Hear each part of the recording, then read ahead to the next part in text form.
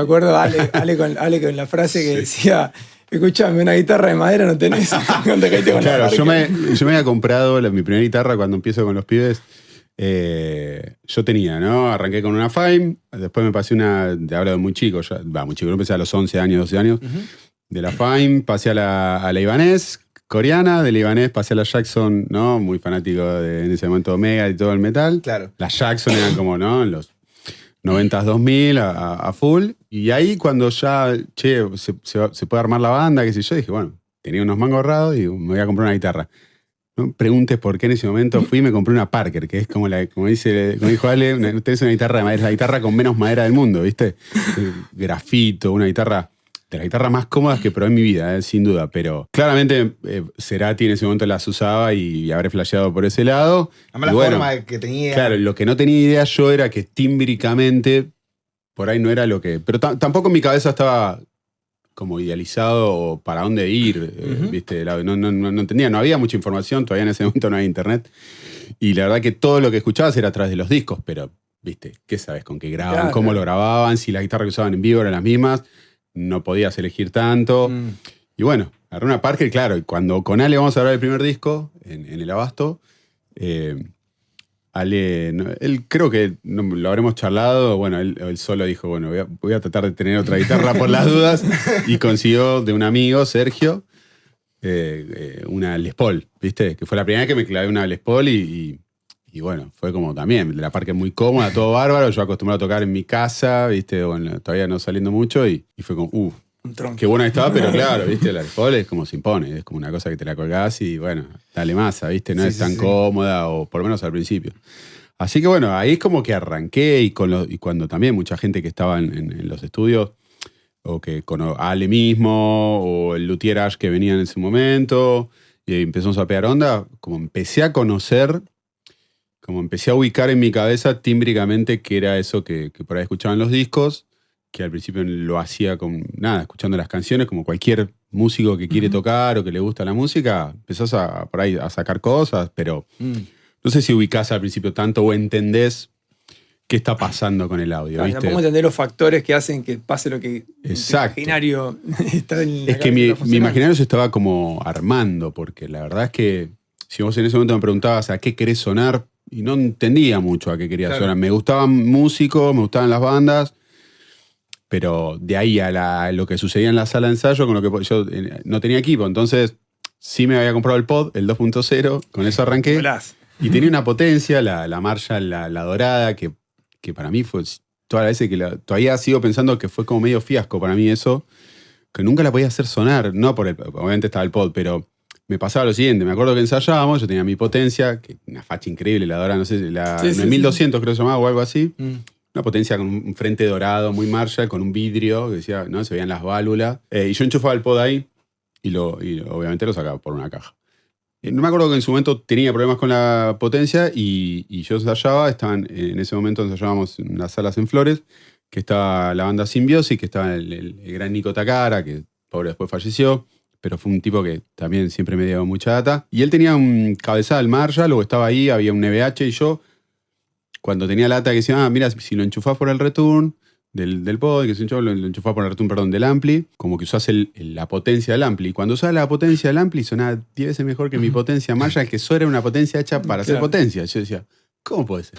Bueno, hasta que me hinché la bola de eso, viste, el pod, lo usé mucho tiempo el pod, viste, pero era, imagínate todavía no entendía cómo sonaba un cabezal, cómo sonaba un parlante, los micrófonos de la guitarra, toda la cadena era como, bueno, a medida que iba adquiriendo cosas, que hasta que la banda no empezó a funcionar un poco, no pude mucho como probar. Probaba lo que, viste, estaban ahí, o traía alguno, en los estudios. Me acuerdo en el estudio de grabación también, uno de los... Alambre me prestó un rectifier. Alambre rectifier, me decía, ¿cómo puede ser? Me prestó un rectifier y usamos un rectifier de alambre. Todavía ese día que se lo agradezco. Y ahí fue como, mirá cómo suena esto. Pero claro, años después, eso mismo que decís, no era mi sonido ese, ¿viste? No era, estaba todavía... O sea, rectifier tampoco fue. El rectifier fue durante muchísimo tiempo mi audio, sí.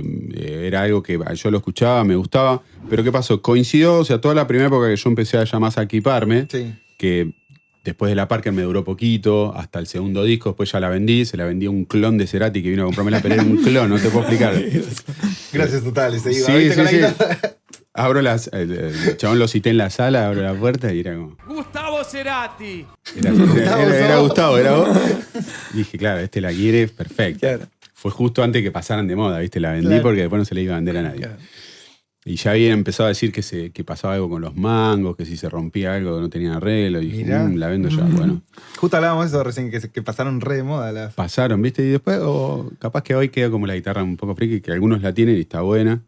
La tendría después de tener muchas guitarras. Sí, Esa es la verdad, pero no mi única guitarra. Y después, mucho con Ash, que era el luthier, que es un luthier, que él me empezó a como... Tenía su SG vieja, tenía su Les Paul y sus demás guitarras. Empecé como a enamorarme de la madera o de las marcas y de las grandes marcas y los grandes modelos, los íconos de la historia del rock, ¿no? Que Claro. en definitiva se transformaron porque hubo músicos y bueno, Claro. que fueron los primeros en construir, pero dejaron printeado, ¿no? En la música, en los grandes hits que se graban con esas guitarras, con esos equipos, y por eso hoy queremos tanto, ¿no? Una Telecaster, una Les Paul, bueno. Pero hasta cuando yo me di cuenta dije, claro, la madera es esto, y me enamoré más primero de Gibson, ¿viste? Entonces, como su core está hecho en caoba, usaron mucho la caoba, Sí. ¿no? La SG, la Les Paul, además que la Les Paul más gruesa, tapa amable, pero ahí fue como empezó mis ganas de aprender sobre los instrumentos. Me acuerdo la primera vez que los vi a ustedes en vivo, que creo que fue no sé si un Pepsi Music o algo así, el de Faith No More. Que ustedes- Sí, sí. Y ahí estabas con la SG, me parece, todavía. Tenía la SG, ahí me había comprado la SG, se la compré a Ash, una SG vieja, año 68, de la que tienen los 3 micrófonos, la Custom. Sí. Y esa fue como, mi guitarra y grabé mucho con eso. Después a poco tiempo tuve una Les Paul y después los discos era las guitarras pesadas, SG Les Paul, doblaba, ¿no? De un lado y del otro. Y amaba esa combinación. Para mí ¿Qué mix te gustaban ponerle? ¿O la que venía? Mirá, como fui y vine mucho tiempo también, eso fue otro gran aprendizaje, porque al principio me vendió la SG, no tenía los micrófonos originales, tenía un Seymour Duncan, y durante mucho tiempo me gustó el JB, que es un micrófono clasiquísimo también de Seymour, que se usa bastante, porque es un micrófono Sí, yo lo tengo en la Les Paul. con bastante salida, output. Y ahora no me acuerdo si el JB creo que es San Nico o no me acuerdo si es cerámico el micrófono. Pero bueno, empecé a probar y un momento que yo cuando empecé más, arranqué con los micrófonos con más salida, ¿viste? Me gustaba que distorsiones. Yo después me di cuenta que cuando grabamos los discos también con Ale, y ahí sí, por ahí teníamos lo bueno de que por ahí iba un luthier, iba allí, che, cambiarle el micrófono a esta guitarra. Cuando estábamos grabando, que Claro. para mí era fundamental. Vos pensás que en la primera época no teníamos in-ear, ensayábamos en la sala, como cualquier banda, usábamos tapones, porque si no era imposible, pero vos sacabas audio y eso es como siempre lo que pasa, ¿no? Sacás audio ahí en la sala y bueno, crees que está todo bien o que te gusta. Y después cuando me ponían el micrófono para grabar, decía, pero no es como suena en la sala, ¿viste? Y también empecé a entender qué pasaba con los micrófonos y a la hora de las cajas, y empecé a probar también, ¿viste? Yo tenía la primera caja Marshall con los parlantes, ¿viste? Clásicos, estos los de la 1970, 1975, ya me olvidé con esa caja. No lo usé, pero era la caja que venía con los JCM 900. Y tiene unos parlantes muy duros. Después me di cuenta con el tiempo y decía, claro, no, esto no lo iba a mover o era raro, no le encontraba al lado hasta que encontré el Vintage 30, que después era el parlante. Y bueno, fueron todas cosas, ¿viste? Que después vi el Vintage 30 y dije, ok, esto es a mí ese parlante y lo sigo amando hoy. Me parece que para muchas cosas va increíble. Pero yendo a lo de los micrófonos, como te digo, cuando estábamos grabando, ¿viste? Probábamos. Che, ponele un Gibson clásico, que por ahí era al Nico 2, al Nico 5, ponele un cerámico. Y a mí siempre me gustó esta cuestión de que, o en mi cabeza cuando empecé a entender más lo que me gustaba, era lograr una guitarra, un audio distorsionado, obviamente high gain, pero que trate de ser lo más definido posible, ¿no? Entonces ahí entraba en el mundo de toda la información media del rango de la guitarra, que tanto, si la guitarra tuviera muchos graves y qué sé yo, por ejemplo, Rectifier te daba eso, te daba como muchos graves, o sea, qué bueno que está, qué Te bueno hace que como está. la carita feliz, ¿no? Claro, pero como siempre, y la mayoría de las veces hasta que probás y lo comparás con otra cosa. Porque hasta que si eso es lo único que tenés, va a ser lo mejor que tenés. Y Sí. va a estar buenísimo. Y muchas veces pasa eso. Y no todos tienen la posibilidad de decir, a ver, voy a probar 5 equipos high-end de los mejores, a ver cuál me gusta más, o entender dónde está la diferencia. Porque yo te puedo decir que ese es mejor, pero bueno, también mejor para quién, y mejor para qué estilo, y mejor para qué banda, ¿viste?